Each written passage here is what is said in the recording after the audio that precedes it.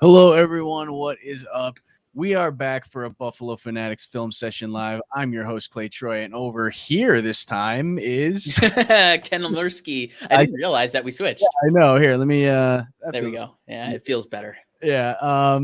So, what a week we just had. That was definitely not the game any of us expected to happen. So this is going to be a fun one. And by fun, I mean, it's really frustrating at times. Mm-hmm. For those who are in the chat already, thank you. We got Autumn and Searching for Oldies. Richard Rush, I see in there. Good to see you again, Richard. So thank you guys for who joined us early here.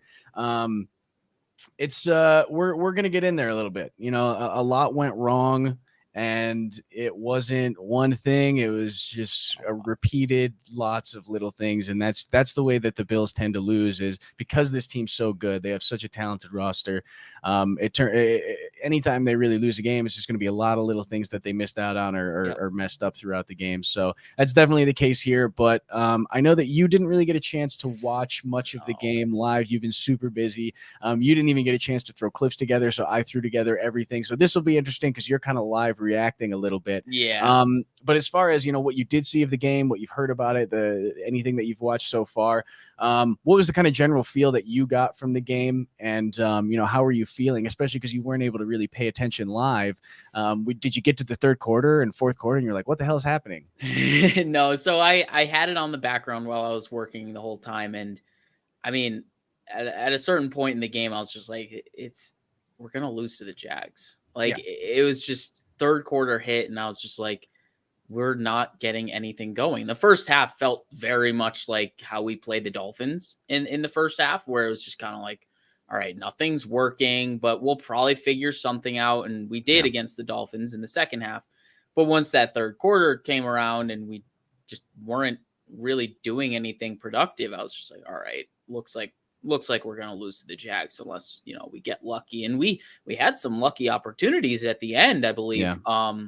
Just couldn't pull through. And I mean, my main takeaway, someone who was like kind of half watching it, I don't want to rip on Daboll too much, but like it's really bothering me how stubborn, I guess is the word I want to use, how stubborn he is with his game plan and how unwilling he is to adjust either mid-game at halftime or even before halftime or during the second half. It really just adjustments in general, like, and really specifically the quick passing game. I've seen people have talked to me about it on Twitter. I've seen it around on Twitter. I want to see the quick passing game. Like, every time we utilize it, it works. And for whatever reason, we seem to get away from it. And I understand that Josh is Josh. You know, he gives us the ability to, you know, flex the deep passing game, but just because he can doesn't mean we should. And I think there's, you know, just spot moments when we need to pick and choose what we should be doing. It's a learning process. And we know that this team learns from losses more than most. So just kind of got to take it with a grain of salt and hope that they learn from it. Yeah, I mean, this definitely is going to be a huge motivator because, I mean, the Bills have been in situations like this before last year, but they won the games. They found ways to win the games. Right. You know, against the Patriots, they were headed toward losing that game in the Ralph there, and they ended up winning. They pulled it out. Justin Zimmer got the fumble. Boom, game over. Against the Jets, I can't remember if that was after the bye week. I think it was right around that time last year when they went into MetLife. They couldn't score. They couldn't score a touchdown that game either against a Jets team that was not good. And it was kind of a similar feel where it's like, why can we just not move the ball at all? but the Bills they couldn't figure it out how to do it last week. It was kind of the first time really I felt like it was one of those close games against a bad team that they couldn't get that extra step. They couldn't really figure it out and make the game work. So that hurts, and it's the loss in general hurts. No one expected it, and you're such a good team, and as the game is ending, all the thoughts in my head are like, oh, like the national media is going to slam us. Like it's going to be really tough. And I know that we've all kind of been suffering a little bit over the past week, but I will agree with you. Dable was very stubborn. He came out in the second half running the football, which I hated. And beyond that, I didn't really feel like he was getting creative at all in trying to move the defense around. Behind the line of scrimmage, he wasn't really bringing too much pre-snap motion into play. And even still, when they were running their routes, a lot of their routes were just kind of like 5 yards and stop, and everyone was doing it. So there's no real, you're not bringing two guys into the same zone trying to pull a guy out of his zone. It was just really simple wide receiver. You go out and win your rep here. And sometimes that wasn't happening. And when that doesn't happen right away, when your offensive line is not performing like that, it's not going to work. You got to find plays where you're confusing that second level. And I just didn't really see a lot of that from Dable. Jeff K, I have a feeling we're going to see a lot of O-line. You're going to see a lot of O-line. I pulled all the clips myself, so I know exactly what you're going to see. And I believe it's almost half. It's almost 50% offensive line, the clips that I pulled. So we're going to look at a lot of it, and then we're going to move on to some other stuff because it wasn't just the O-line that was on the field on Sunday. There's other stuff that happened as well. So we're going to really get into it. Also, one more note before we kind of move into film. The refs were completely atrocious that game. Yeah. I mean, right from the beginning, they started calling penalties on the wrong number, on the wrong team. They called a penalty on the wrong team twice. They said the penalty out loud and be like, oh, it was against the defense for one of them. And then they're like, oh, sorry, it was against the offense. And then they did it later. It was like, it's against the offense. So, wait, sorry, that was against the defense. So I don't know what they were doing. The Ike Bucker phantom false start too was a terrible call in a huge moment. It's 2 weeks in a row, that kind of like same kind of pre-snap, like encroachment kind of penalty. Yeah. It's same kind of thing. And he really barely moved. You can go back and it's such a slight movement. I can't believe that they called it on him, honestly. Yeah. Like it probably was a false start in all fairness, but like to call that in real time is ballsy. Like you're really putting your neck out there. Yeah. And especially not to call all those calls on Jawan Taylor too. Oh my, if it was called fairly throughout where there's any movement at all before the snap, then you call it, then sure, I'm fine with that. But it wasn't called evenly. It wasn't called well. I don't know if they can't read numbers or something like that, but they got the numbers wrong on just about every penalty. It's just, I think what we need to clear up though is, as bad as they were, the Bills did not deserve to win that game. As bad as the refs were, the refs doing better in that game probably wouldn't have changed the outcome all that much. Like the Bills just couldn't get past the Jags 40-yard line.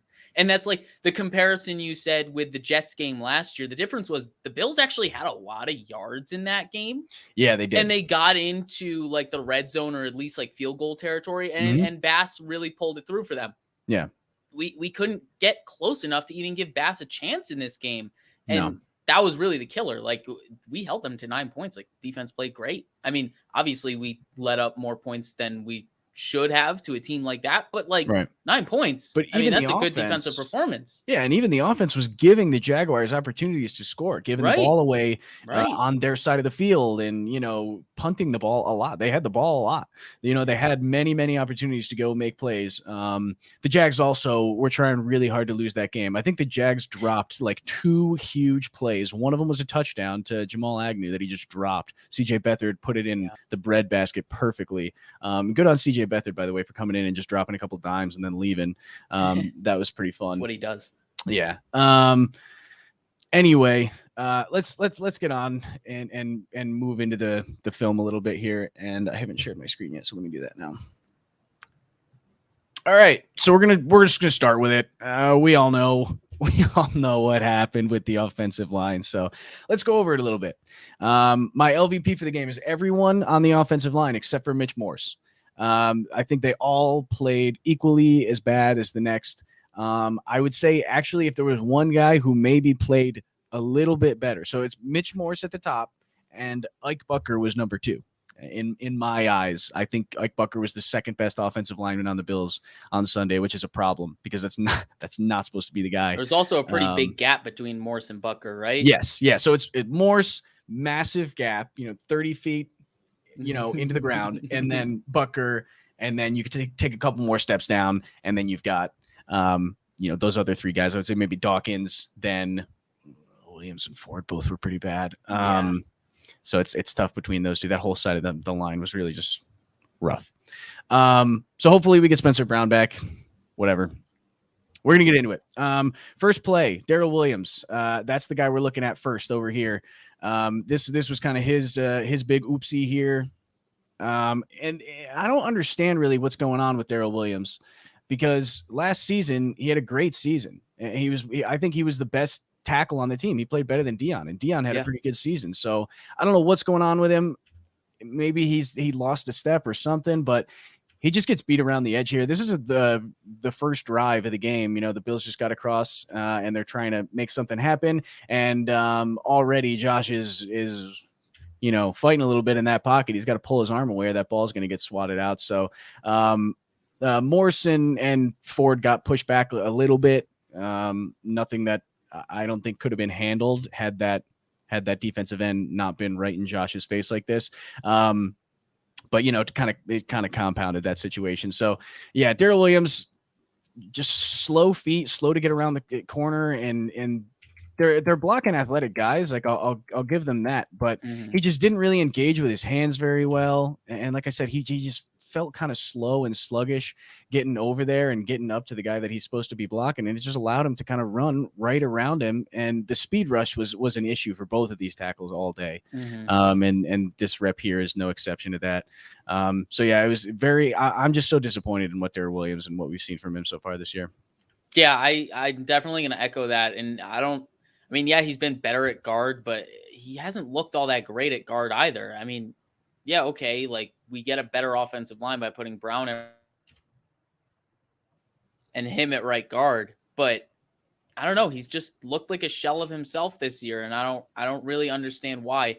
On this play specifically, I don't understand what he's doing with his feet. It looks like he's in pretty decent position, and then he just gets caught lunging. I don't really understand why he had to shoot his hand so quickly there. I feel like if he just kept shuffling wider, he would have been in fine position. It might have been a little bit off balance. Probably could have gotten pushed back if he kept shuffling. But he's in pretty decent position. He just kind of gets caught lunging, and then 91 gets the win on the hand fighting, and it's over from there. He gets right around the corner. Nice bend there by 91.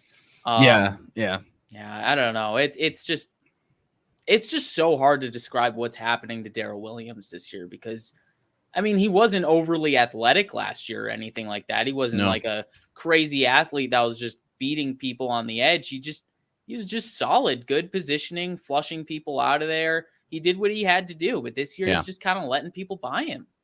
Yeah, and he even got his hips back pretty quickly, to try and make up for it and push him upfield, but he can't get the power into his hands. It's too late at that point. And like I said, that probably goes, credit these defensive ends, because they are so athletic and they can make plays like this. But yeah, it was just an ugly rep early on, and this isn't even the worst one. So yeah, great.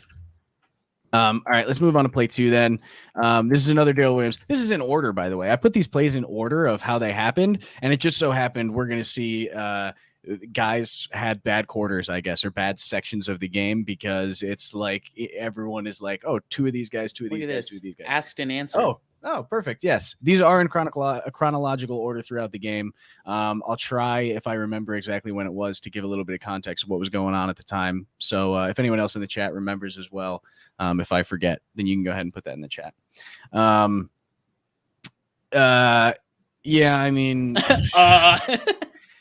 I don't know. This is clearly a mental mistake, and I don't know if this is from moving back into the guard position for a little bit, but I'm pretty sure someone's supposed to be blocking the defensive end at all. Someone's supposed to touch him, I'm fairly certain.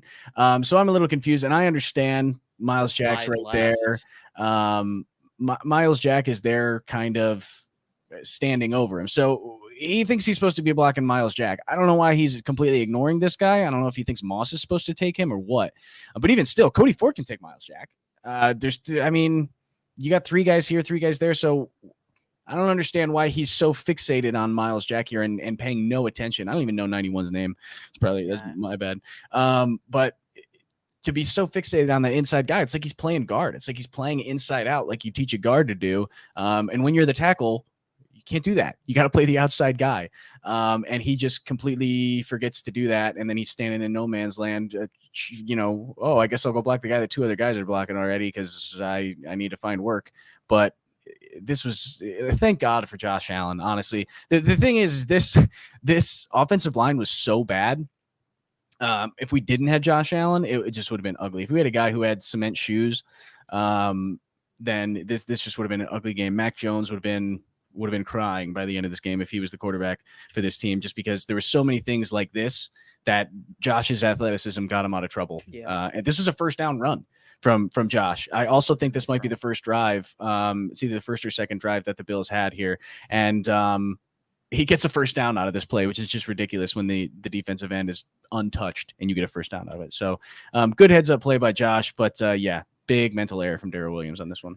I'm just really confused because there's clearly a slide left protection here, but even if there is a slide left, like you would think the running back would be assigned to 91. Right. So I don't know if this is necessarily on Williams, but like, because Moss leaks out into a route, there's really no one else you can blame from our point of view. Obviously, we don't know anyone's assignment. It's just really curious because there's a clear slide left, but even with the slide left, like, you have everyone accounted for to the left of Darrell Williams. So he should be picking up 91 regardless of the pass protection. Right. Yeah, it's very weird. Yeah, like you said, 3-on-3 on the right side of the screen here. Yep. And then Ford can take Jack and Williams can take 91. Yeah. But you got 5 guys to block 5 guys. Yeah. It's just a mental mistake. Yeah. And we'll see another one. So great. Just get ready. Get ready. I told you guys on Twitter to bring those pillows to scream into. We're going to need it by when we're done with just the offensive line. So strap in. This one here, this is a Cody Ford rep that he lost out on. So now we're getting into Cody Ford territory. Pretty sure this is the same drive as that Josh Allen first down. And yeah, I mean, Ford pretty much just gets overpowered here. This kind of is Feliciano-esque. This type of losing of the rep here. He tries to anchor, misses out just a little bit. It's not the worst rep he had.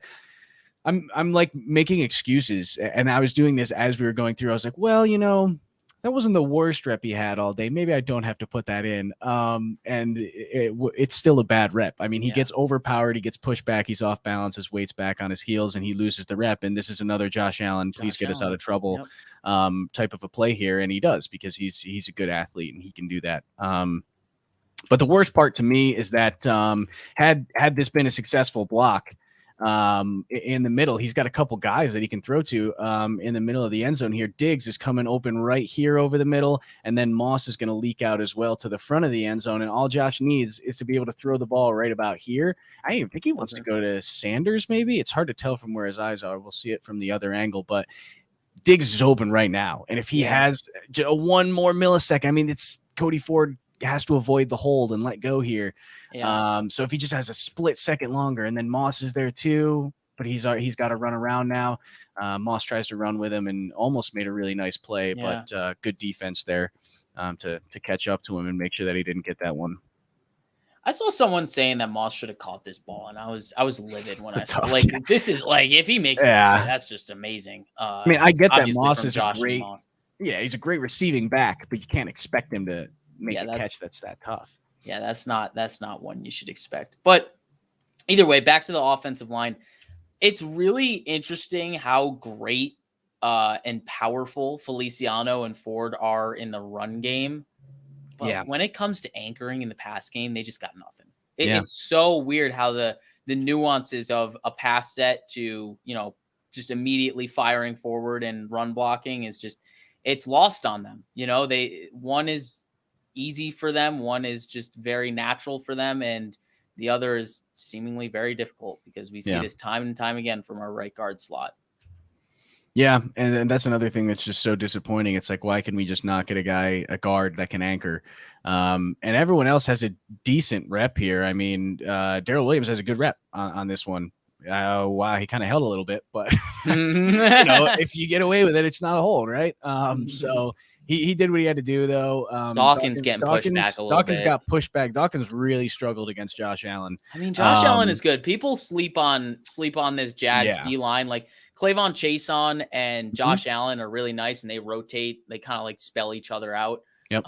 They're really nice. I imagine at some point they'll be bookends together, but they're an underrated defense. They got some talent. It's just, talent doesn't really mean much unless you put it together, and they managed to put it together this week.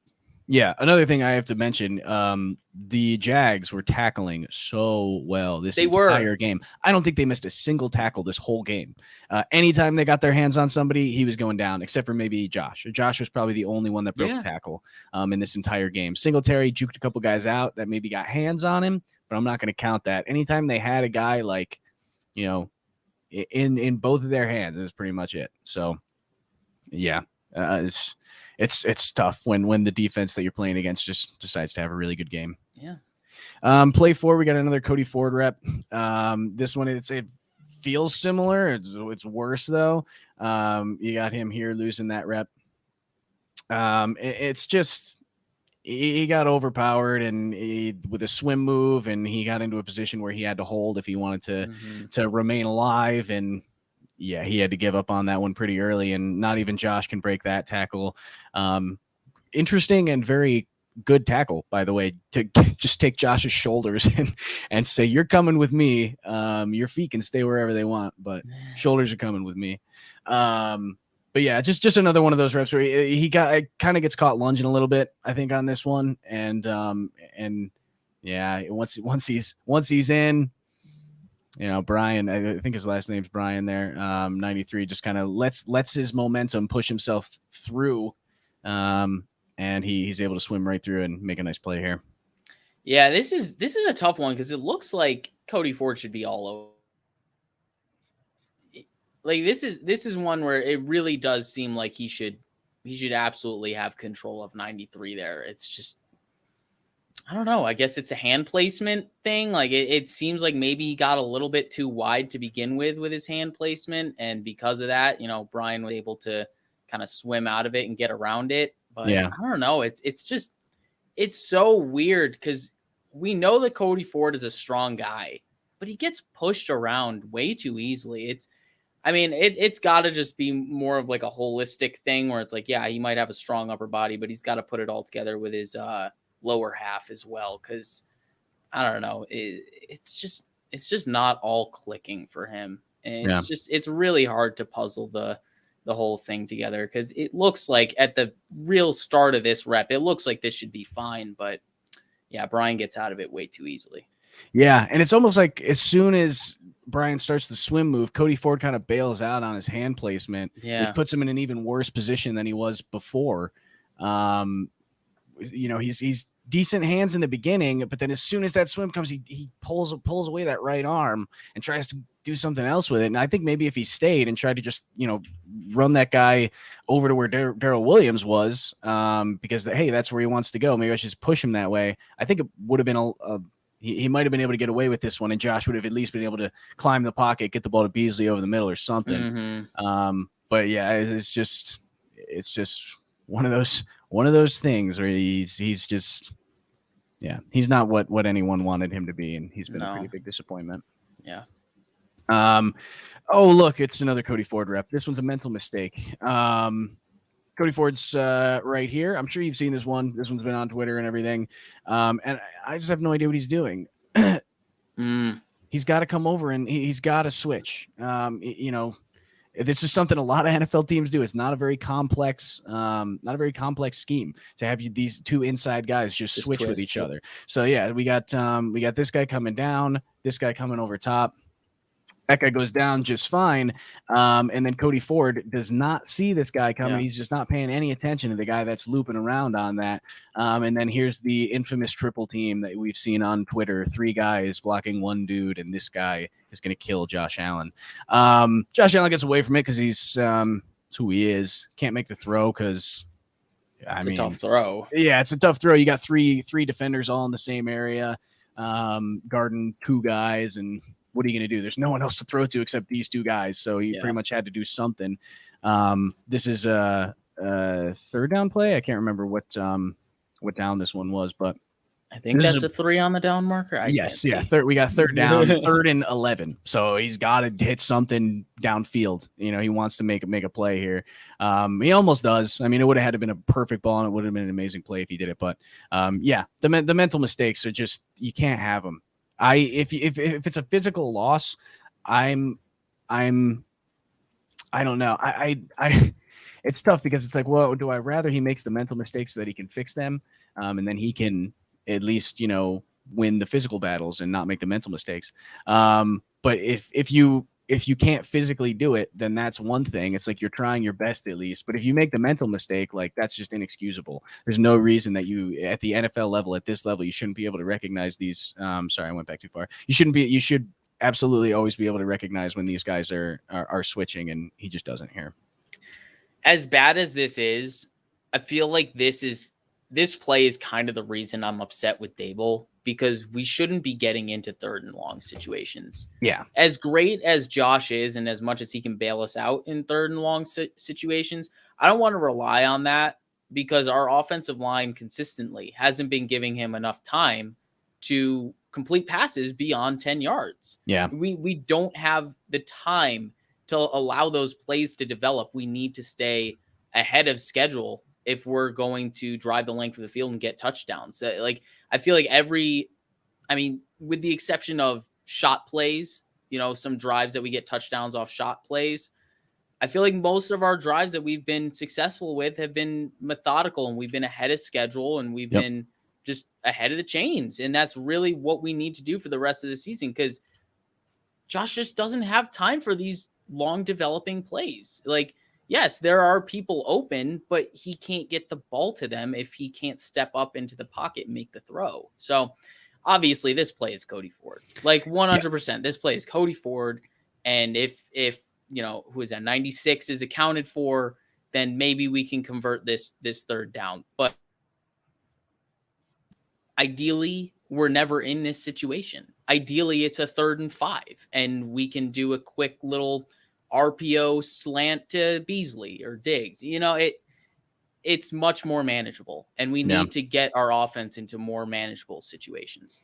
Yeah, and that also falls on Josh too with his decision making, because there were a lot of plays where, even when they would get into a 2nd and long situation, I think that's when I'm most frustrated with Josh and his decision making is 2nd and long. So you can't control the play call on 1st down. If Dable likes to run it sometimes, don't ask me why, I don't know. But if they get into a situation where it's 2nd and long, Josh wants to get the 1st down in the first play. He wants to not even get to 3rd down, which that's not the mentality he needs to have, especially against a team like this. When your offensive line is playing this bad, you need to have the mentality of, okay, let me get half this back now and make a manageable 3rd down so that I can go and make this play. And he just wasn't doing that really at any point in the game. He started to kind of play hero ball at a certain point, and we'll talk about that a little bit later in some of the decisions that he made and why they were so terrible. But Autumn, you wanted to see the triple team from the end zone angle. There it is. It looks even worse from here, I think. This is just a terrible picture. I mean, this guy's getting held. It didn't get called. But that's terrible. That's terrible. This is terrible. Dawkins is okay on this one. But yeah, even still, Dawkins still kind of lost the rep a little bit. Yeah, he had a tough game. Before we get on to the next play, what do you think about all this, like, Dawkins overrated stuff? Because I mean, I'll admit, like, I wasn't thrilled when we gave him the contract we gave him. I was thrilled to have locked up a left tackle, but I wasn't so sold on him being like a franchise left tackle. I think his talent falls somewhere in the middle of what he was paid and how he played this past Sunday. Yeah. I would agree with that. I mean, I also, he's had a bad season this season. Yeah. I don't think he wants to use COVID as an excuse, but he had it pretty bad. And some people have lingering symptoms. I hope that's what it is. He lost a ton of weight, like right before the season started. So he probably is not as strong as he wants to be. He's probably not as, conditioned as well as he wants to be. So I'm really hoping that's the issue, and that either by the end of the season or the start of next season, we see a different Dawkins, because he just hasn't been able to do it the way that he used to. And it hasn't been mental for him. No, it hasn't. Which I think is fine. It's one of those things where it's like, I guess I'd rather have it be physical if you're going to make the mistake. Because you can't make the mental mistake. So I don't know, that it makes it tough. But speaking of which, we got a couple plays for him too, and this is the first one. He just gets beat with athleticism here by Josh Allen, and this one sucks. I mean, when you're a left tackle and you see your QB get hit like that hard, that sucks, because your job is to protect that side of him, and you didn't do your job on that play. And we don't really see this from Dawkins a lot, where Josh does not get hit like that from the blind side. It really doesn't happen very often, but it happened here, and it's another one of those things where, I don't know. Josh had an option. He had an option here, but he didn't know. He can't see this guy. He doesn't know that he doesn't have time. He thinks, I can hang out in the pocket here for a second. Dion's probably got my back, but this is second and 10. Second and 10 on here. So see, this is one of those ones where it's like, please just get half. You don't need to get the first down here. Is that Sweeney once again? Yep, we got Sweeney down in the flat, and even Beasley's coming open right about the time that Josh is. He's getting tackled. But that's the thing, is I think he wanted Beasley on this one, and he thought maybe I just needed another second for him to just loop around and get into that gap. And if he had that extra second, I think he would have made the play. But for sure. Yeah, it's Dion just got beat with the athleticism here around the outside, and both Josh Allens are very good athletes, and they both showed it this weekend. So it's tough, man. It's really tough when you give up a sack like that. And what can you do? I gotta say, I'm not so thrilled about the positioning on this one. Why is he seemingly trying to help Butker out on this one? He takes a nice set at the beginning, and then he kind of moves back towards the inside of the line. He does give a little hand in there on 5. I don't exactly understand why, when you got the best player on their defensive line one-on-one, just focus on your job, do your 111th. I understand maybe he's supposed to, help out, get a little chip in there. But I mean, look at Morse, that is literally the center's job, to go and find work in the middle. I don't know. It seemed like it was fine positioning, but even Moss got involved. Yeah, I just feel like Dawkins got himself out of position by just that one little false step there. It seemed like he was fine before that little step to the inside. And then, of course, Josh Allen gets the edge, and then it's over from there. Yeah, and he couldn't get his hands on him because he's got to deal with Allen going sideways, so he doesn't have a chest plate to lay his hands on, because he's going upfield super fast. So he's got no options here. It's either hold him or let him through, and he decided to let him through. And I think it's another layer on top of it is Josh Allen. The Bills, Josh Allen. I'm going to call him 17 and 41 from now on, because I can't do this anymore. 17 could have taken the ball. He probably could have just gone right up that gap, because there's a lot of green grass there, and he probably could have gotten 8 to 10 yards just himself. But he wanted to stay in the pocket. He wants to be a passer, and I respect him for that. Yeah, I respect that now. But maybe if he's got maybe next week we'll see him take those instead of, especially if the offensive line is blocking the same way they were in this game. Maybe he'll be like, okay, if I have the opportunity to run the ball, there's green grass in front of me, I'm going to take it, and I'd be fine with him doing that. So yeah, I think there's going to be a lot of self-scouting that comes out of this game, where he's going to start to understand, 17 is going to start to understand that he can't just take every big play that is available. Sometimes he's going to have to take the easy play and live to fight another day, because it seems like he's just too willing to wait for that big play to open up. And I mean, after what are we, 9 weeks in, I feel like he has enough of a sample to understand that he just doesn't have the time to wait. Yeah. He's just got to get rid of it to the first guy that he sees open, because he's a smart guy and he can definitely see who's open. But it seems like all too often he's electing to withhold the first option to find the more efficient option, I guess, more optimal option. I don't know if Yes, that's the right verbiage. in his mind, you know, Right. it's not always necessarily the best option, but in his mind, Like I on a could one see. play basis, it's Yeah. more optimal. But for a Yes. drive or like a full game extrapolated, it's definitely not as efficient. Yeah, he's very afraid sometimes to dink and dunk the football. But that's what he needs to do. Like as much as it sucks, like he needs to just be Ben Roethlisberger for like I was thinking that until literally after this game. yeah, because just get the ball. If your guy's open and if a guy's open past the line of scrimmage, throw him the football. You know, because you're not going to have time, whether you think you can or not. More often than not, you will not have the time. So he can dance around and make the plays like Big Ben cannot do. So I think because he has the ability to do that, he's more likely to do this kind of thing where he steps back into the pocket and says, I can make this play. Beasley's about to be open.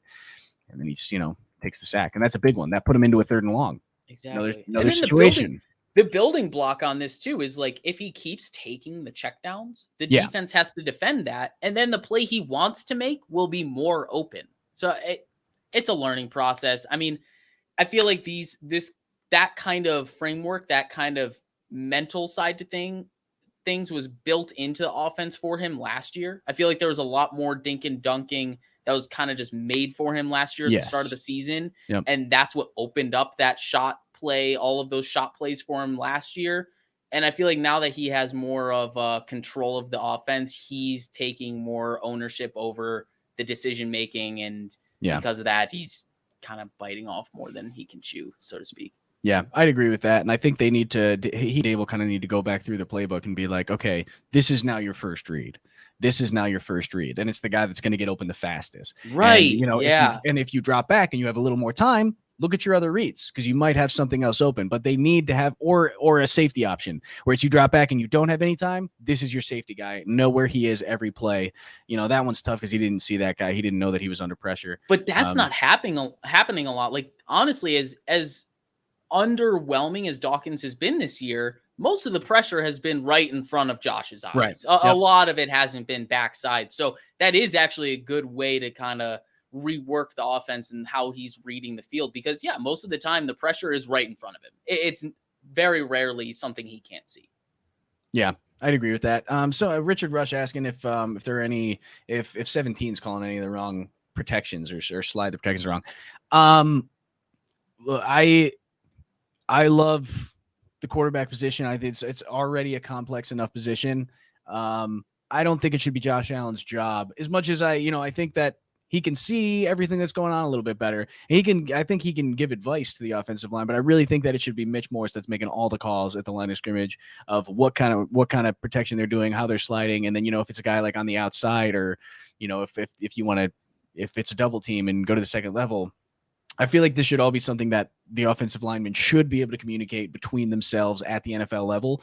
Sure, if Josh Allen wants to get to that level where he's like a god, then learn all the protections and like tell your line where to block. And there's times where I think he has given himself extra protection. There was a couple games ago, he brought Gabe Davis out from an out wide position. He brought him into the backfield and he used him as an extra blocker because he had 2 guys running routes and he wanted extra protection because the blitz was coming. So he does things like that when he has something that's specific that he sees, but I don't think it should be on the quarterback for any team really to have to deal with calling the protection packages. I don't know how you feel about that.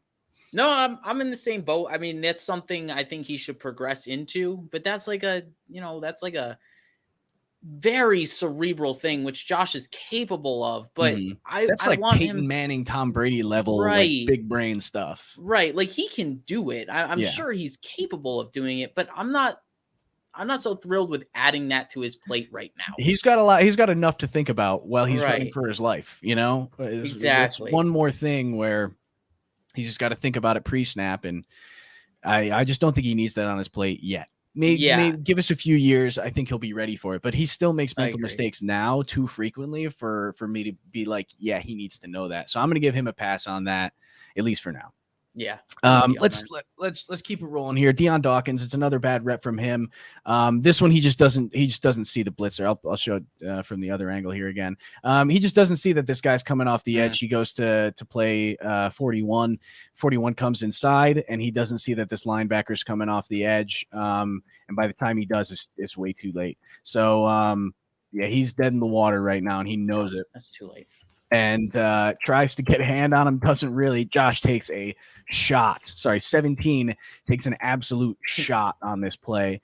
This is probably the biggest hit I think he might have taken all game. And he took a couple big ones. That one from 41, the last play, was big. But yeah, he still gets the ball off. It's a complete pass. He gets like 7 yards on this play, which is crazy. This is one of those plays where it's like hit your first guy. That was his first read, which helps because he didn't really look elsewhere. He said it was Beasley all the way. Yeah, that's good enough for me. I'm going to get it out because I'm about to die.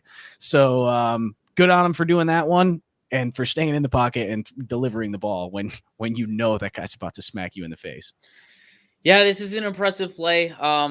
I would have liked to see him, not stare down the receiver so much, but I mean, it happens. I'm glad he did on this play because it worked out for us outcome wise. Yep. But yeah, this is a tough one because, like I said before, I wanted Dawkins to kind of tunnel vision on 41 because he's their best defensive lineman, and he did that on this play, and because of that, he didn't see the linebacker blitzing around that edge, and then of course that hits Josh. I'm pretty sure this was the play that Josh ended up like on the ground for a decent amount of time. Yeah. I know it was like one play that he was definitely reeling on the ground a little bit. He was not feeling too great. And I think this was the one, but I mean, it's tough. I mean, I don't know if you know the numbers on the Jags blitz rate. I actually don't think it was that crazy, especially compared to the Dolphins last week. Yeah. But I mean, this is, a little bit intricate. They drop the defensive lineman on the left side of the screen and then bring the linebacker on the right side of the screen. Yeah, it confuses us enough. And that's the thing, like to Richard Rush's point, like that's not something I'm expecting Josh to pick up. You can't just, look, his like this mannerism in 91, he's totally dropping into his zone and that mannerism, like that's really next level stuff. Like that's something you want your offensive lineman to take care of for you. And something that, they can help pass on to you. And then you learn for later years and help your future offensive things like that. Like it's all building blocks. It's all learning process. And it stings to learn against the freaking Jags. Yeah. But you got to do it at some point. Like, I think I saw someone in the chat say it earlier. Sorry, I don't know who said it, but like the Bills were overconfident. We were riding too high, and this game showed it. And I think it did. And it was kind of similar to how we felt with the Steelers game. Like we were just riding too high, and we got a wake-up call. Like wake-up calls suck, but sometimes they really help in the long run. And that's kind of what I'm hoping goes on here. And I'm hoping the offensive line play, I don't know if the offensive line play is necessarily going to get better. But I think because the offensive line has shown that they can't consistently do their job, the offense will now understand how they have to adjust based around their deficiencies. Yep. Yeah, and that's what I'm hoping happens out of this game is that I don't expect the offensive line to get that much better. I hope they need to get a little bit better. They have to cut out the mental mistakes at the very least. And if they're only losing the battles physically, that's still not a good offensive line, but you can work with it. So, but yeah, I mean, that's a tough one. I think the Jags did a good job of sending, a timely blitz like this every once in a while, and good on 54 here. His hips are not even facing the quarterback, so I would never have guessed that guy's coming at me, and he just screams around the edge. And there's that athleticism that this defense has, and when it can be fully unleashed, it's not a lot of fun for the opposing team. No. This is I guess you could say my favorite bad rep of the day, if there's ever such a thing. And we'll move on. I got one more play after this, but we'll move on after. The reason I think this play is so hilarious is because literally the entire offensive line loses their rep except for Mitch Morse. We can look at them one at a time if you want. Let's watch Dawkins first. I guess he doesn't really have much to do, so sure, we'll give him a pass. His guy dropped back, and the other guy went inside to go play against Bucker. How far back did I go there? Bucker, like I said, that is a great look at that. That's a great move by 9-3. He is just throwing Ike around whatever he wants to do. That's just physical dominance from 9-3 right there. Let's look at Morse, who wins his rep here. Hands inside. Yeah, you can't swim around me. I'm gonna hold you right here. Poor Mitch Moore. Look, he's just dejected at the end of this rep. Yeah, only one holding the line. After seeing the entire rest of the offensive line behind him when he turns around right here and Josh is getting killed. Poor Mitch Moore. Literally turns around and sees the back plates of every single offensive lineman. That's not a good look. Yeah. Ford. I guess he didn't. He didn't do the worst out of all of them because that one we're gonna reserve for Williams, who also did terrible. But yeah, Ford he loses that one on the inside. Williams, the speed rush is just see you later. Barely gets his hands on him. Josh eludes the first, but then when you got all three of those guys winning their reps, what are you gonna do? I mean. From this is an even better shot of sad Mitch Morse observing what's happening. It's just terrible. Even Singletary got in there and tried to help. And I mean, what is he gonna do against defensive linemen? Like he's gonna get a little crack in there, and then that's that. Like they're beyond him. Yeah. Singletary is meant to block linebackers, and even then he struggles sometimes. Yeah, and I was just gonna say this. The worst part of this play is they only rushed 4, and they got this kind of pressure. 3 guys got loose when they rushed 4. That's just not good. You can't do it. It happens all too often. That's the issue with our offense right now. Yeah. Last one here. This one is Mitch Morse's worst rep of the day from what I saw. He had a very solid game. He's the only offensive lineman that I've been very happy with for the entire season. And on this one, it's another one where multiple guys are losing. I mean, this is closer toward the end of the game, so I think these guys were already gassed or something. But Williams number 1. We're gonna come back to that. Bucker number 2. I guess that'd be Morse and Bucker. Bucker still falls. Bucker still ends up on his ass. Morse is the reason that Morse made the mental mistake here, and that's uncharacteristic for Morse. He sees it late. He does see it, but he sees it late, and 4-1's way too athletic for him to make that adjustment fast enough. And like Bucker's on his ass at the end of the play. There you go. And then now we're gonna go ahead and talk about Darrell Williams. You should probably move at the snap of the ball. That is just this was the one that pissed me off the most. This was the scream in the pillow play where it's toward the end of the game. You need to get yards here. I think is this a 3rd and long? This is a 3rd and 9 or 7? Something. Yeah, I can't tell exactly. It's about 3rd and 7 on this play, and this is the final drive. I think this is the Bills' final offensive drive. And like you need to get yards. And he just doesn't move at the snap. That's just Davis is open. Singletary is a dump off. He is open. We can go back to the other angle if we want to see. Yeah, Sanders is open. Davis is open. He's open down the sideline. He's even open. It's just the offensive line is just not playing. So, anything else you want to comment on the offensive line before we move on? Dawkins looked good on this play. Dawkins looked good. Yeah, Dawkins had a good rep here.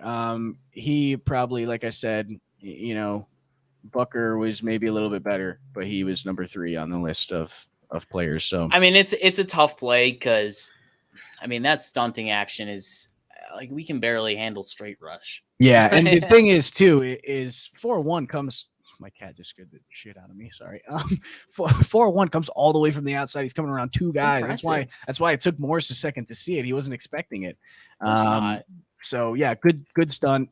4-1's a beast. What are you gonna do? I would have loved if it was just 4-1 in the pocket. If Darrell Williams was awake and he could have at least got his hands on this guy to push him around, and all Josh really has to deal with is just cutting one guy into this gap into the falling Ike Bucker. I'd be happy happier about that, because then it's not so much the Bills playing badly on this play, but it's the defensive scheme was really good for this play. And we've seen Josh evade one Right. pass rusher. Yeah, like if it's he can pass rusher, do he that. can do that. But when it's multiple, which we saw all game, there's not much he can do. Yeah. All right, let's move on from the offensive line. Let's talk about something positive. We've been talking about the oh my God, we're 50 minutes in. Sorry, guys. We're gonna run through. We're gonna try to speed the process up here. There's two guys on the defense that I want to spotlight before I talk about it. Everyone on the defense played well, maybe besides Sarin. I think he struggled, and we saw it. They were picking on him a lot. Everyone else on the defense had a good game. I don't think there was anyone who I could look at individually, look at every play, and be like, that guy didn't play well. But pretty much everyone on the defense had a great game. Star Lotulelei, that's one of the guys I want to spotlight because we haven't really talked about him much, and he made some nice big plays, some plays that you don't even expect him to make half the time, where you want him to eat double teams. He's going out there and making tackles instead. So this was one of those plays, power and quickness. Look at the quickness to get in there, and then put that arm out to keep 7-8 off him.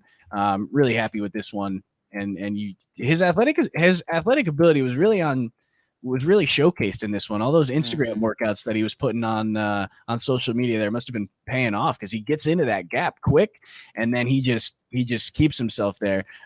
Defensive end too, I think that's Hughes over there, is also doing a good job of sealing the edge and not letting anything get through on that side. And then you got Matt Milano, I think, behind him coming over top. So great from the defense all around. Very happy. Like I said, Hughes can't go anywhere. He can't go back inside because Star's there. It's a really good play. Yeah, no, this is a really good play. Like you said, those Instagram videos, I'm pretty sure the broadcasters were talking about it a little bit too. I mean, this is exactly why you lose a little bit of weight, because it's still like he's got the strength. He's got it. It's just about pairing it with a little bit more mobility. Yeah. And you see plays like this. This is literally to a T the example of lateral strength. From a defensive lineman, this is exactly what you want to see. On that outside zone, you want to see them exemplify lateral strength, and he's running across the line of scrimmage. He's not allowing that offensive lineman to push him back at all. It's a complete stalemate while he's running sideways. Therefore, it is a win for Star. And of course, the outcome of this play, big win. I mean, this is huge. I remember when we did the offseason tape on Star, there was a few plays against the Browns in 2019 that he pulled like this, but I mean, it's just nice to see him just like a tick more mobile, because he's really, despite his age, becoming like the full package at one tech, because he can actually do a little bit of pass rushing now too. Like he's really rounding together a nice career. Yeah. And I really liked what I saw from him in this game. So I want to talk about it. He didn't get enough credit. We missed him last year, and when he came back, I think that was big. Another star play here. He's right there in that one tech position again, and this is just ridiculous. It's easier to see from this angle. He pushes the center into Carlos Hyde and trips him up. So he's making a tackle without even touching the running back here. That's so impressive. So that's the power that we're looking for out of a one tech right there. I think he pancaked him too. The lineman. I mean, I guess they kind of tripped over each other, him and Hyde, but count it. Yeah, when you're pushing the lineman into the running back to make the play, that's something you got to put in the highlight reel. So couldn't pass up the opportunity for this one. Yeah, go ahead. I don't even have anything to add. Oh, okay. Like it's so impressive. Yeah. Like there's no analysis needed. It's just pure strength. Like pure strength, good hand placement, and just push him. Yeah, that's great. Yeah, Jeffrey Danger. Sorry, we went 50 minutes of talking about how bad the offensive line was. Hard to not get a little sucked into a conversation when they really were the reason that the Bills lost. So sorry about that. We're on to some good plays now. We're going to talk about some good stuff, and then we'll talk about Josh Allen a little bit. We'll get you out of here. Star again on this play, sneaking through a little bit of this another athleticism. Yeah, he's getting skinny through the hole there. We're looking at it from the other angle here as well. But yeah, look at him just kind of squeeze through another lateral movement and squeeze right through. That center had no chance. I don't know if that's who the center is supposed to be going for, because he kind of gives up because Edmonds is there too now. I think he just gave up. Yeah. And he tried to go maybe get Edmonds to save the day, but Starr's in the backfield hitting the running back -2. And then Edmonds gets through as well to finish up the tackle for him. So just another one of those plays where it's just physically he made a really good play. And that lateral quickness again that we saw from him. And I was super impressed with him. This is a really like veteran savvy move because you see how he's aligned to the left of this center, and the center's immediately going to fire to try and meet nose to nose with Starr. Right. And he just crosses right in front of his face and gets around him because he knows, this guy's going left. So I'm going to go further across him. And he just gets right across his face. That's very veteran savvy move. And I mean, that's where that tick more athleticism, it comes to play. It really does help. It's not like night and day. It's not like this dude is like, he was literally a couch potato or anything like that 2 years ago. Yeah. Like he could still move for someone his size, but like it's definitely somewhat noticeable. And a play like that really exemplifies it. Yeah. And I have to point it out because I like to.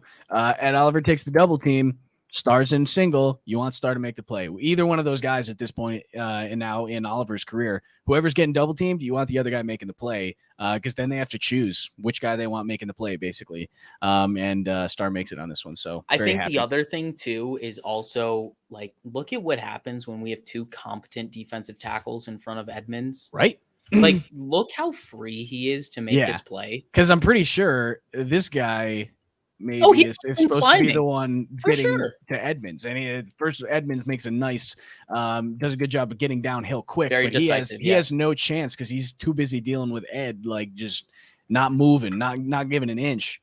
So, another one of those plays where he keeps, he wanted to get through there, but he keeps Edmonds clean on this play. So, Edmonds too. Yeah, Richard. I was thinking about making Tremaine Edmonds a focal point of this show as well because he had a very good game, but I decided not to because we've talked about him a lot. I wanted to get some guys in that we haven't talked about as much because the whole defense played great. So wanted to mix it up a little bit. Yes, he's been playing. Found a way to talk about him. Still found a way. We always do. But yes, he's been playing very well, and one of the good ones. All right, we're gonna soak these in while we got them. We're going to move on now to the other guy I want to talk about, which is Levi. And I think Levi had a quietly very impressive game.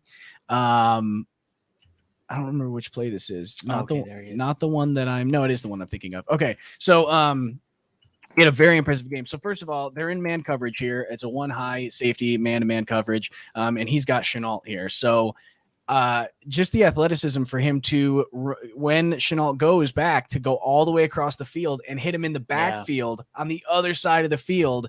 I was really, really pleased because when I first saw this play, I saw Trey White and Wallace making a tackle together. And I'm like, how did that happen? How are those guys next to each other? They play on opposite sides of the field, and went back. And Levi Wallace got on his horse on this play. And this is, I don't know if this is film study or if this is just your guy goes, so you go with him. Just kind of those instincts. But he was moving as soon as he saw Shenault turn to the inside there. And just good read, good play, being physical, dodging around some of the blockers, and Trey White as well, sneaking through those blockers pretty easily there, and both of those guys making that play. This is very surprising because I mean this is the knock on Levi Wallace. Where's his athleticism? And, I mean this is an athletic play, but it is paired with instincts, like you said. I mean when you're lined up in man and you see someone kind of like sneak into loop motion, I mean that's your responsibility. Like that's your man. You gotta follow him if you're in man coverage. And I mean he jumps on it quickly. He sees that loop motion and he's gone. You can see there's no false movements there. You can see it like immediately that like first half step backwards. He's already on his horse. Yeah. So I was very impressed with that one. Very happy to see him get across the field quickly. Richard Rush, Butler's still ass. It's funny you say that because as I'm watching through, there are a few times I'm like, oh my God, even Butler's making plays. He made a couple good plays. I actually don't think that he played that bad. I think he played fine in that game. So yeah, especially with Zimmer going down, that's good to hear. Yeah, I'm upset about that. I don't want to talk about it. Harrison Phillips also had a good game. I think everyone on the defensive front, I don't know if that offensive line that they were going against is just bad, but I feel like everyone on that offensive front had a solid game. So or defensive front, excuse me, had a very solid game. So I was pleased. Let's go to the next Levi play here.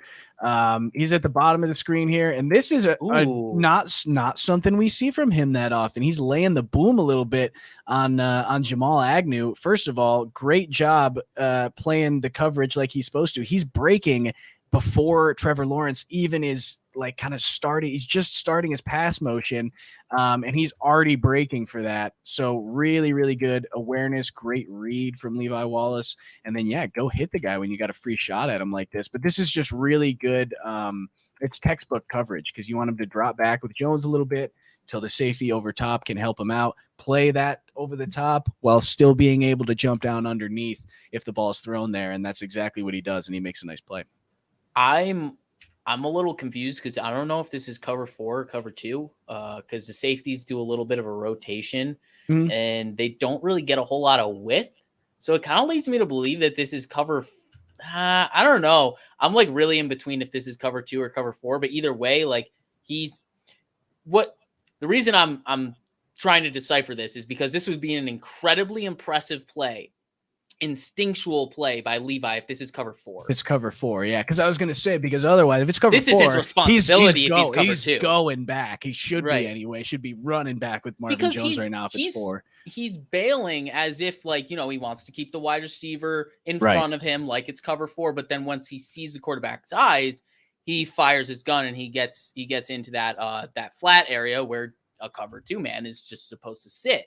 So that's why I'm kind of like, I'm curious what the coverage call was. Either way, I mean, they're very similar coverages. The difference is literally just if the safeties are getting width and how far of depth the corners are getting. But that's why it's confusing me because both the corners are staying beyond the wide receivers, but Trey does let that guy go beyond him. I think it's cover 2. Yeah. It looks like they're preparing. Both of them are like preparing to slow down and play that underneath kind of a zone, that hook to curl area. Either way, I think that's what it was. Deceptive look by the defense, like. Because that really, it looks like a cover 4. It looks like if I'm Trevor Lawrence, I'm like, okay, cool. This flat area, it's open.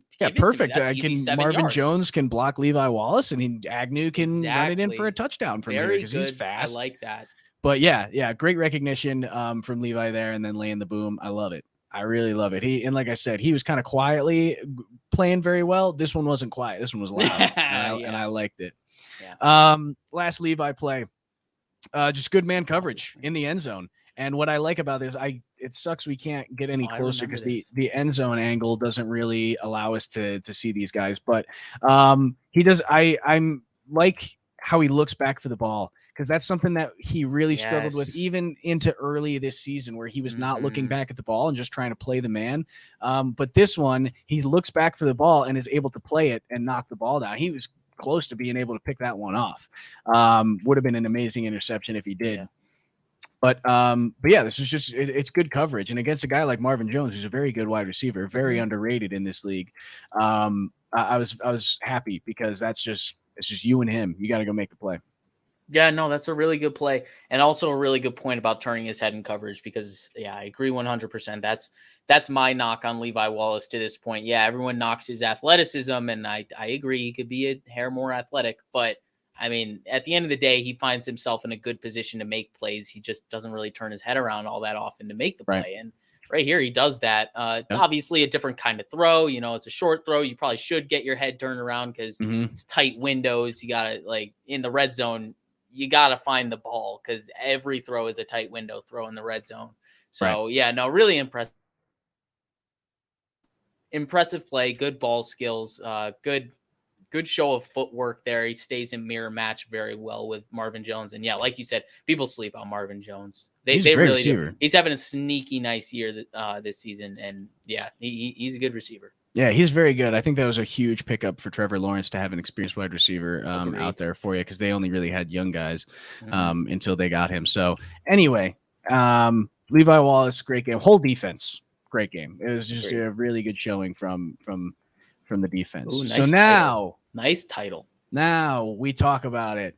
I was fighting with people on Twitter, which is something I do from time to time, about whether or not Josh had a bad game, or if it was all the O-line's fault, or like mostly the O-line's fault. And I will say the offensive line out of anything played the worst. So Josh Allen already is at a disadvantage to being able to play well because his offensive line is playing bad. Josh Allen also did play pretty well most of the game. He made a lot of really nice plays. Yeah. Made something out of nothing, or dodged a blitzer, a guy that got free, not even a blitzer, just a guy that's got free because his offensive line is bad. He made a couple really nice plays to get himself out of trouble and keep the team moving down the field.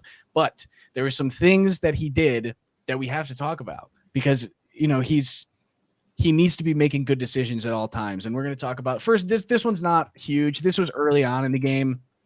And I don't think this is a designed run. I think he has the option to throw it here. And if he does have the option, I have no idea why he's not. Because you've got 3 blockers for maybe 3 guys. I think that's Miles Jack. You got 3 blockers for 3 guys out there, and even still, it's first down. It's 1st and 10.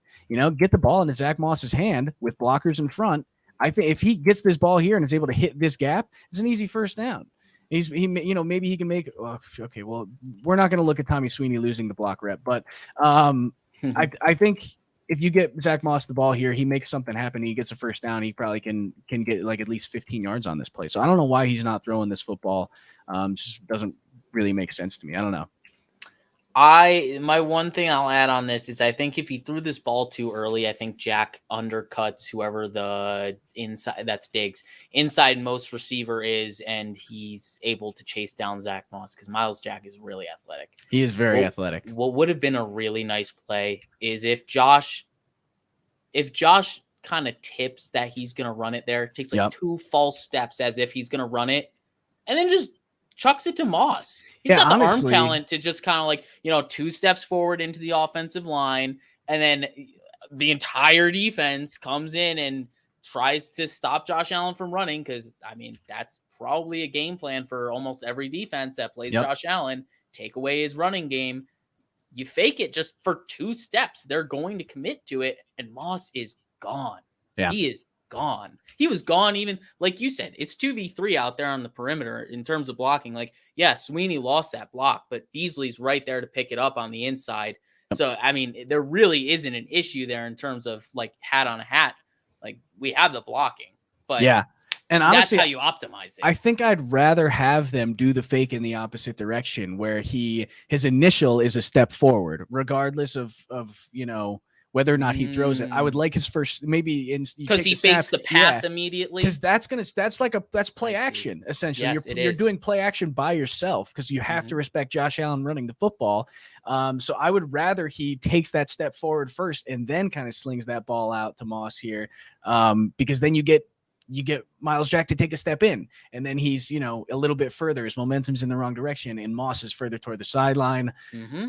I didn't think about that. So that's a really good point. And I think it's kind of like the wrinkle to the Colts. It's a run, it's a pass to Dawson Knox. It's a wrinkle onto that. It's something obviously could be saved up in the playbook for games that probably matter a bit more than a Jaguars game. That being said, we did lose. Yeah. But yeah, there's so much that could be had to this offense. And this is definitely one, like you started by saying. This is a minor thing.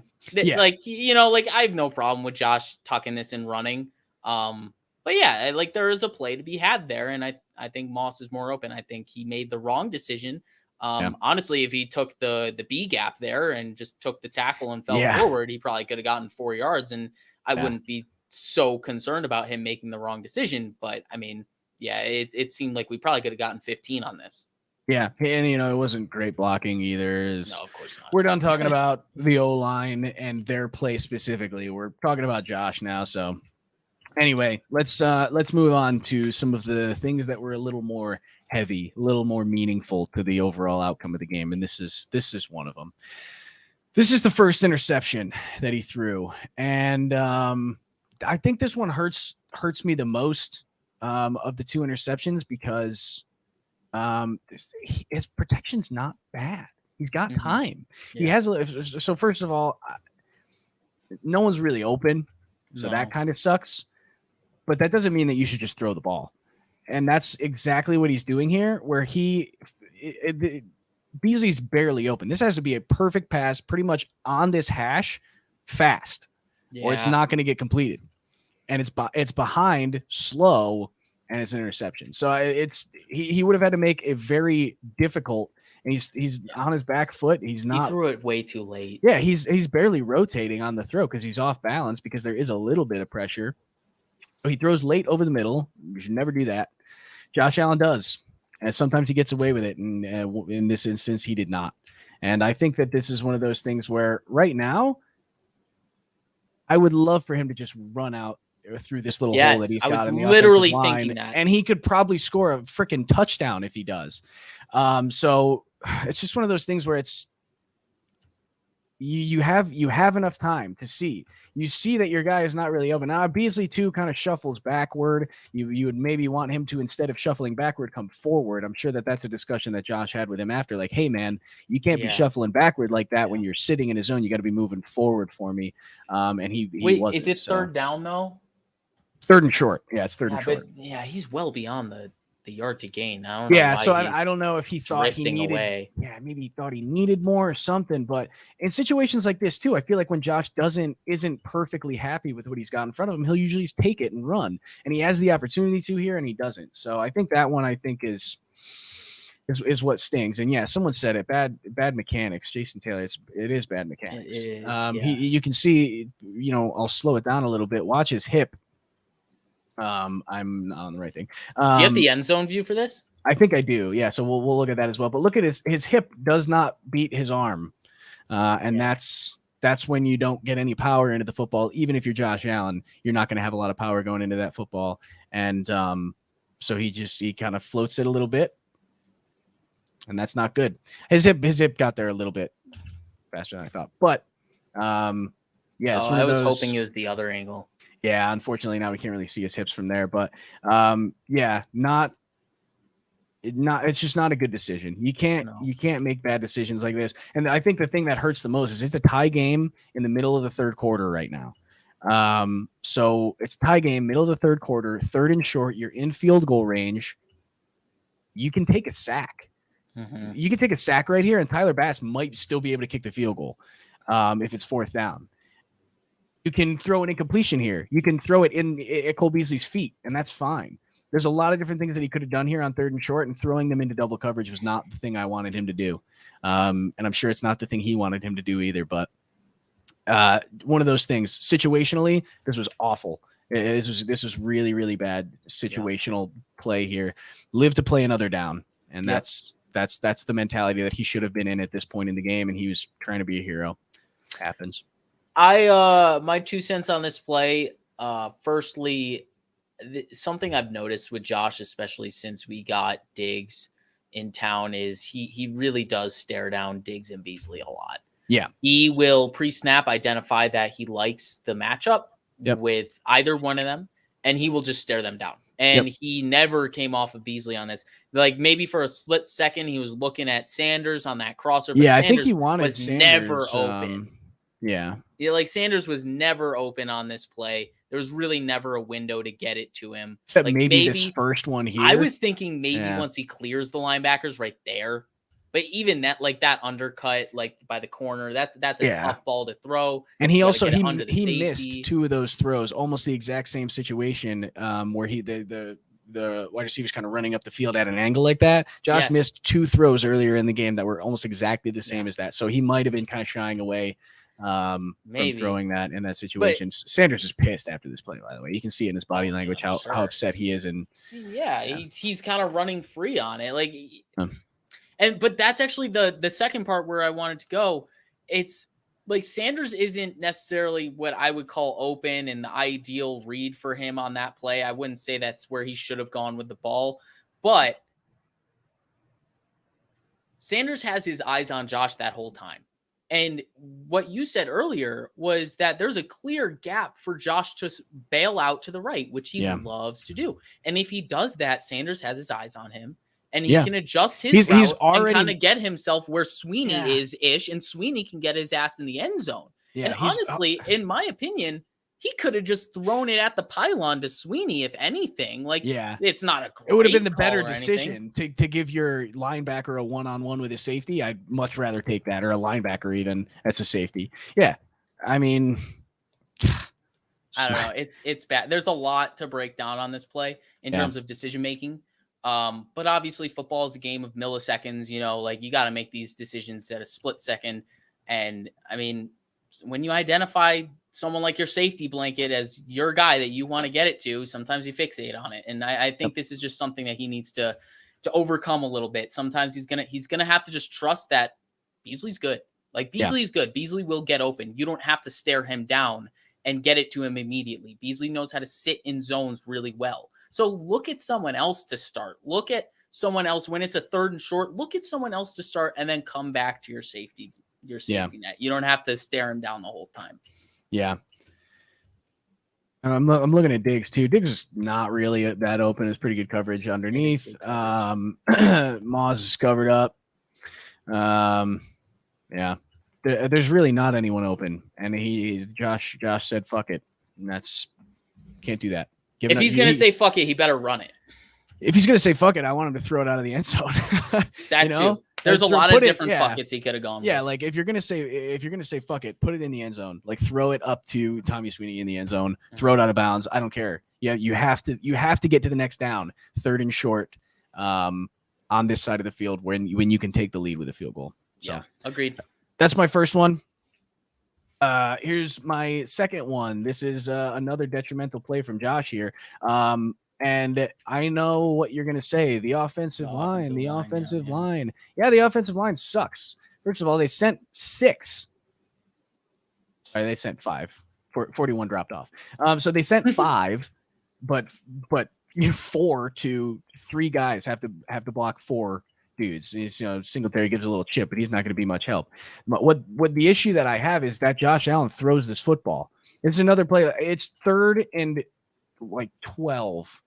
The odds of him completing, first of all, just completing this pass are so low to get it to Devin Singletary. It's not likely that you're going to be able to do it.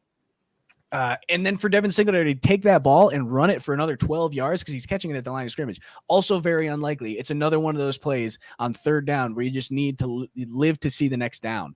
And Josh decides to try to be a hero here. And while he has 3 guys tackling him, he decides to throw the football. And it's just, you can't compound a bad situation with a bad decision. Anyone who's played Madden and heard Charles Davis say that multiple times knows you can't do this. It's just terrible. And to go along with situational football again, right now, the Bills are on the Jaguars they're on their own half of the field, and it's still a tie game. So not only did you just throw an interception on the last drive to take yourself out of the position of getting a field goal to take the lead, but you are now giving the Jaguars the football in field goal range with the opportunity to take the lead. So it's like those two things combined to me is like, how can you say that Josh Allen, for all the cool plays that he made throughout the game, you have to say that Josh Allen really cost the Bills in the end here because of his decision making. So I don't want to hear anyone say that Josh Allen didn't have a bad game and that it was the offensive line's fault. You can say, oh, the offensive line got in his head. I don't care. If your offensive line is playing bad, that doesn't mean you can just start making bad decisions. You're an NFL quarterback. You're the highest paid, guaranteed money-wise NFL quarterback in the league. I'm trying really hard not to drop F-bombs here and there because I'm mad. But you can't. This is something that you can't do when you're Josh Allen, when you're 17. So rant over. I wanted to get that off my chest because Josh Allen, whether you like it or not, he cost the Bills the game. I agree completely. I think at the end of the day, the offensive line played really bad. But you talked about compounding mistakes, and this is it. This is compounding mistakes because you can take the sack there and punt it, and maybe your defense can help you out. which they did, which very they well have been all the game. whole game. Exactly. So you can take that sack there. It's not fun to take that sack. Josh Allen never wants to take sacks. We know that about him. That's one you just have to take. But I will say, in my eyes, this play, when I saw it live, I was livid that he tried to escape the pocket at all. I was like, dude, just dump it off to Singletary immediately. Yeah. Or dump it off to Davis immediately. You have 2 checkdowns on this route concept for a reason. Yeah. When they bring a blitz, that's what the checkdowns are for. And it's clear that he obviously understands that there's a check down available because he tries to get it there, but he tries to make the play himself before he gets it there. And he needs to trust that if he plays within the scheme, it's all going to be fine. Yeah. Like you're not escaping this pocket right now. No. And he tries to. If you just dump it off to Gabe immediately, if you just dump it off to Gabe immediately, if you just dump it off to Singletary immediately, once you see that blitz right now, Yep. Now's the time. You got 5, probably at minimum, you probably got 5 yards. And that's still a punt, and it still keeps them out of field goal range and a chance for the Bills to get the ball back and then get the lead on the next possession.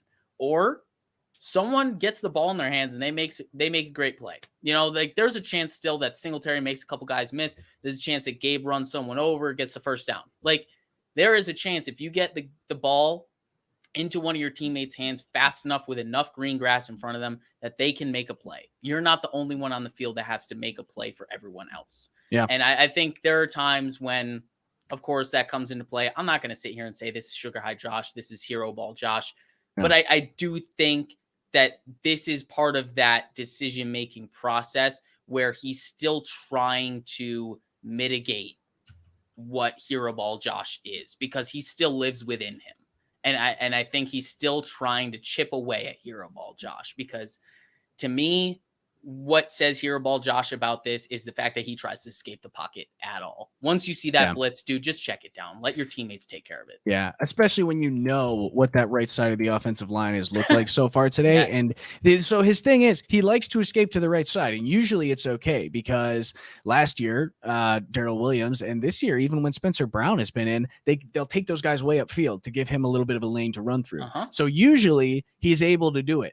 He's not able to do it this game. You can't do it. And as soon as he instead of juking right here, he should be throwing to Devin Singletary because you saw where the blitzer came from too. He came from the gap that right. Singletary is going to fill. That's the guy you have to throw to. If there's a blitz like that where it's uneven, I mean, you see these 2 guys that are not linemen running at you, and they vacated the gap that Singletary is now going to sit in. You have to get him the ball immediately. Agree. He's lucky it wasn't a pick 6, honestly. Singletary made a nice tackle on 41, who also made a hell of a play. He's playing on the backside, just deciding to go cover Singletary for no reason, really, I guess, other than there's a guy that's open, and he gets gift wrapped this interception that puts his team in a position to win the game. So 41 had a hell of a game. 17 was not the best Josh Allen on the field on this plain on and Sunday. simple. Let's move on to the last play because this one hurts me even more, I think. Oh boy. This is the last time the Bills offense touched the football. And as a guy who ran a lot of read option in high school, this one hurts me deeply because Josh Allen's playing hero ball again.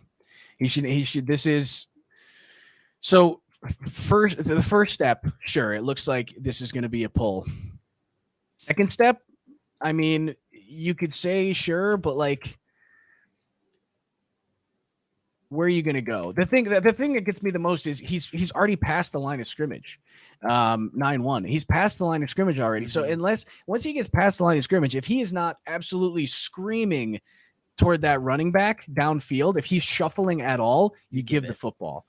And even when you're in doubt, you give the football. And I know that Josh Allen is not going to do that. When Josh Allen's in doubt, he's going to take it himself because that's who he is. That's his personality. He's type A like that. Mm-hmm. And I get that this is pretty well played by 9-1 to kind of make it look like he's going to go down for Singletary and then just shuffle. But as soon as this shuffle happens, he's still got the ball in Singletary's belly right now, and he needs to let go of it, and he pulls it out. It's tough. Read option happens really fast, and you need to make the read really fast. And I get that. But this is not a play. It's third and 2. You know, and I was just going to ask. Yeah, 3rd and 2 with I think there's maybe 2 minutes left in the game. 2.5 minutes left in the game at this point. So it's 4 down territory too, right? It's 4 down territory, exactly. But he fumbles the football afterward. If you get tackled, like, okay, you made the wrong read, you get tackled, but he drops the football, man. And it's just another one of those things where you've compounded a bad situation. All right, this one he made the bad decision first, and then the bad situation happened. But you have to hold on to the football there. It's another one where there's no excuse. He doesn't even have 9-1 doesn't even get his hands in there to try and get the football out. It's just him trying to do too much. And the thing that I think frustrates me about 9-1 getting past the line of scrimmage like that, and he still pulls it, is your path from here is to go out and around that guy. He's already past the line of scrimmage. You basically have to run right through where he's standing if you even want to take the ball anyway. If he wanted to keep the ball, his best decision would be to stay right behind Singletary and use him as a blocker. But he pulls, and then he has to go all the way around the outside, and it wasn't going to work. It might have worked better if he actually kept on going and tried to go around the outside. And it went, if you're going to go hero, go full hero, I guess. Because this was just a tragic play and very, very upsetting.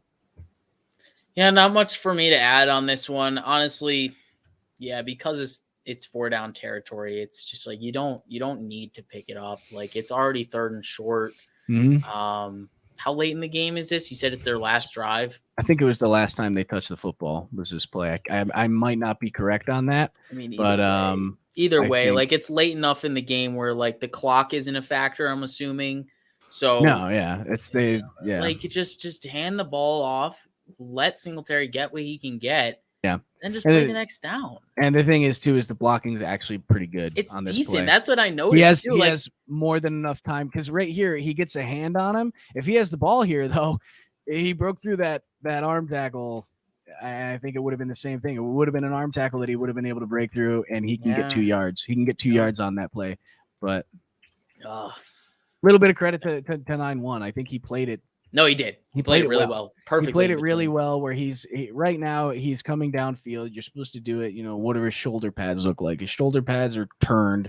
So right now you say, yeah, maybe I want to give it. But when he slows down like that, I'll see if I can play it in slow motion so we can kind of see a little bit of what 9-1 is doing throughout the play. So his first step is down, but as soon as he stops to slow down, it's a give. As soon as he slows down at all, you give the football. And Josh Allen decides to take it himself. So, yeah. That one hurts. A lot. Yeah. The fumbling, man. It's just, it's really incredible how he can't hold on to the football. This has been a thing since his rookie season. And I get it to an extent, because quarterbacks hold the football differently. You always, anytime I got a football in my hand, my fingers are on the laces. Pretty much every time. You're always keeping the threat to throw. Yeah, exactly. So if you want to have the ball like that, when you tuck it away, your point of contact, you're not touching the point. It's barely, you're holding it like Shady, basically. But the problem is Shady didn't fumble a lot. So he figured it out. He knew what to do with the football, even though he used to hold the ball like that. Josh needs to figure it out, because he still keeps fumbling the football, and it's an issue at this point. Yeah. Well, that's it. That's all I got. Didn't you have a favorite play? Let's I did have a favorite play. I have to end on a positive. I almost forgot. Thank you for that. I have a favorite play. I didn't want to end on that. Because it's we hour and a half. So far we had like 20 minutes of positive talk. So let's end it on a good play. Josh Allen is still ridiculous, and he can still make plays like this. And this is one of those plays where it's just a jaw dropping play when you see him do something like this. It's 3rd and 22 on this play. I can't remember exactly when in the game this happened, but it was already at the point where the Bills need to make some shit happen, or they're not going to win. And this is just a completely ridiculous throw. It's one of those things where it's like, who else can do that? maybe Mahomes, maybe Rodgers, and that's end of list. Herbert, you could say, could make this throw too. He's on that list now as well.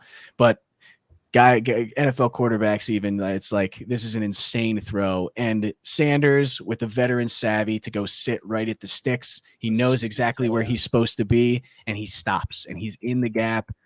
Beasley pulls that guy inside just enough. Sanders takes a little bit of shot, but when that is just a missile on a straight line from Josh Allen's hand to Sanders' chest. And yeah, what else can you say about this one? But just a thing of beauty. Yeah, I mean, this is why we're so hard. Yeah. We know exactly what he can be and what he can do and what he's capable of. I mean, this is such a simple play. It's literally just, okay, Beasley, you clear him out.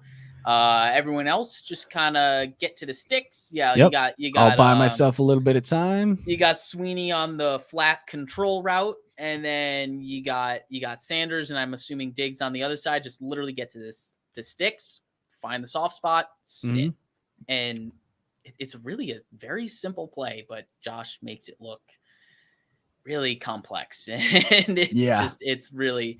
The throw it's simple, but to make the throw too across your body, like he's reestablish his base. Yeah, the way he gets his shoulders around really well, and then just rips it with all the force he can. It's one of those things where even that is one of the good things about Josh Allen, is that, you know, even at the end of a game when it seems hopeless and, you know, it's like, well, shit, man, it's 3rd and 22, we're screwed, he can make the play. And it's not only that he's done it like once or twice, he does it on like a fairly consistent, he's probably done it like 10 times at this point, gotten a critical 3rd and long. So just to have that clutch factor in him as well, which he seemed to not be able to find toward the end of last game, where he maybe wanted it himself a little bit too much to go make something happen. But yeah, I mean, he can still make those plays, and I'm not worried. Like, I know I was hard on Josh Allen today, but it's because I think because Josh Allen's so good and because he makes those plays happen, people are willing to give him a pass when he plays bad. But when he plays bad, you have to see it and be like, okay, he's human. All right. He's not just going to always be good. You can't just blame it on his offensive line when he's making bad decisions. You can't just blame it on Brian Dable for the play calling. Josh Allen has the football in his hands. He runs the offense. He's paid a lot of money to run that offense. He needs to be able to do it.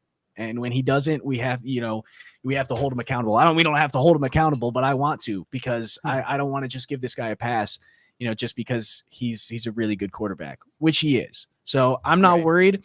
I think this is going to be a learning experience that's going to piss Josh off a lot, which is good. I think that's super helpful for a guy like him, who is a huge self-motivator. Yes, he is. So I'm excited to see what he does next week. And I think I really hope that the Jets are in for some trouble. I hope Josh just comes out guns a-blazing, and I hope Mike White looks like what Mike White is supposed to look like. I think you hit a lot of good points. I think the main thing is, don't get it twisted when you guys listen to Clay and you hear him saying like Josh Allen is the reason we lost that game and it's Josh Allen alone. That's not what Clay is saying. Josh Allen might be number one suspect in Clay's eyes, but we all know what the offensive line did. And we all know how hard the offensive line made life for Josh, but at the end of the day, Josh makes decisions. Yeah. So I think there's so much blame to go around. I understand why certain people are saying this is the person to blame, this is the person to blame, this is the person to blame. But at the end of the day, there's just a lot of blame to go around. And everyone needs to get better inside that building. Everyone needs to get better, and I'm sure they're all aware of it. And let's be honest, Josh Allen, straight at the podium, he took blame. Yeah. First thing at the podium, he took the blame. That's the thing that I like about him too, is, you know, the fans will stand up for him relentlessly, and I respect the hell out of Bills Mafia for standing up for Josh Allen like that. Because we've never had a guy that we've been able to stand up for like that. So I think it's something that we're going to take a lot of pride in, and, you know, a lot of guys are going to stand up for him because he is really good. He's a really freaking good quarterback. But yeah, to go there and know that those mistakes that you made were ultimately what caused because the thing is sure, the offensive line was terrible. They did not make it easy on him. Nope. They did not make the game easy for Josh Allen. But he's good enough to still win. And I think that's, it's almost, he's so good that when he doesn't perform at that high level, and when he instead, makes these mistakes, it looks worse. If it was a guy that wasn't a good enough quarterback to still make those plays at the end of the game, then it's a different story. And the Sam Darnold excuses. Exactly. Yeah. So it's like, sure, yeah, the offensive line sucked, but it's not like Darnold was going to win us the game anyway. But it's like Josh Allen still could have won that game. He still had every opportunity to go out and win that game with the decisions that he made. Now, he might have had to play close to perfect, but he played far from it. So yeah, it's the difference between a quarterback that you win in spite of and a quarterback that you win because of. And right. That's what we have in Josh Allen. We win because we have Josh Allen. But if Josh Allen doesn't play like we may lose some games. Right. And that's kind of the long and short of it, unfortunately. Right. Anyway, thank you guys for sticking around. There are a decent amount of people in here the whole time. We went long. It happens when there's losses. I think every loss that we've had so far has been like an hour and a half show. Mm-hmm. We tend to kind of dig in, which is something I like to do when they lose. It's no fun when they win to watch film. It's like, yeah, everyone did good. I keep thinking back to that Washington football game where it's just like utter domination. And I know, it's like, yeah, everyone did good. Game is just like, yeah, it's kind of like, yeah, it's cool to watch. Yeah, it's like a celebration at that point where we're just kind of like, celebrating all these players, and there's really not much to analyze or talk about. Yeah. When you're playing bad, though, there's a lot to talk about. So we tend to go a little long. So thank you for everyone that stuck around. We really appreciate it. And hopefully we don't have to have another long episode in the season. I'll do a little read for our sponsor, NordVPN. You can go to thebfvpn.com if you want to protect your internet better than the offensive line protects Josh Allen. Nice. And then if you go there, you can get a code, or it'll take you right to this deal that you'll get. It's less than $4 a month for a 2-year deal. That's 70% off. It's a great deal. Protect your internet, keep your safety. Keep your safety going there, and make sure no one can see your IP address and good stuff like that. There's some fun stuff you can do with it as well if you get a little bit creative and look some stuff up. Go to thebfvpn.com if you want to check that out. Anything you're looking forward to for next week? Writing the ship, man. That's all I want to see. I don't even need like a 40-point victory or anything. Right. I just want to see the little things get cleaned up. I want to see the offensive line play better. I don't need it to be flawless or anything. I want to see the offensive line play better. Curious if Moss and Edmonds will play. Yep. Spencer Brown was full today, participation. So I think he'll be back. That'll be interesting to see how the offensive line looks with him back at right tackle, and then I'm assuming Williams back at right guard. We'll see if it's Bucker or Ford at left guard. Assuming they're probably just kind of going to rotate around, but I'm very interested to see what they do with the run game this week. Interested to see how the offensive line walks back. I hope they don't touch it. I hope they just pass. I need to see the run game. I'm one of the people who will stand up for multiplicity in the offense. Are you an established the run guy? Yes and no. I'm not like, we need to establish the run. That way we can do play action later. I'm like, we need to like show that it's something we can do. It's not like I need to see this Bills team run the ball 20 times. It's like, we just need to show defenses it's something we can do if they really, really commit to this, deep zone coverage nonsense. So I'd like to see us establish it relative to how the Bills offense should establish a run, which is pretty minimal. Relative to the rest of the NFL. So I want to see us get the run game going a little bit, but once again, it's all relative. Right. Yeah, I want to see Dable get a little more creative with his play calling. I think he's keeping it a little too simple at the moment and just kind of giving Josh a little bit too much power. Josh is smart. Josh can read an offense, but why make it harder for him when you don't have to, when you can call plays that are a little bit better designed to have these guys, pulling defenders away from each other and things like that. Whereas right now they're just kind of running a lot of hitches, a lot of go, option routes. And those are hard. It's a lot of it's dependent on winning one-on-one matchups. And when you don't win them, it's tough. So I do want to pull up this comment real quick because it's something that I haven't mentioned. We haven't really talked about it. And I did kind of notice it while I was watching. All season long, it's like Josh is avoiding Diggs. Don't know what's up with that. Diggs is constantly open, and Josh either doesn't notice or just doesn't throw it. So yes. And the thing that I think is the biggest thing that I've noticed is Diggs is no longer the first look. I think it's Sanders.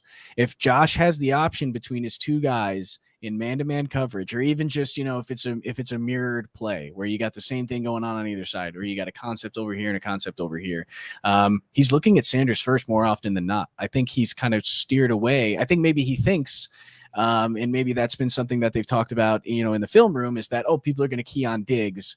Don't look at him first, because people are keying on him. So he's probably not going to be open. I don't know if that's what they're saying, but it's not the truth.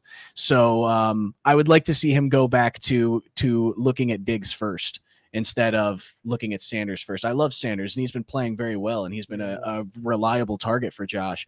But Diggs was really the only one on the offense from Sunday who wanted to win that game, and really wanted to win that game. Yeah. So they tried to feed him. Josh missed Sanders. There was one play people might be wondering. Josh missed Sanders on the sideline on that 4th down play at the end of the game. He tried to force it to Diggs over the middle because he was feeding Diggs at that point. And I watched it myself, and I would also have not thrown it to Sanders. The corner over there actually just made a bad play.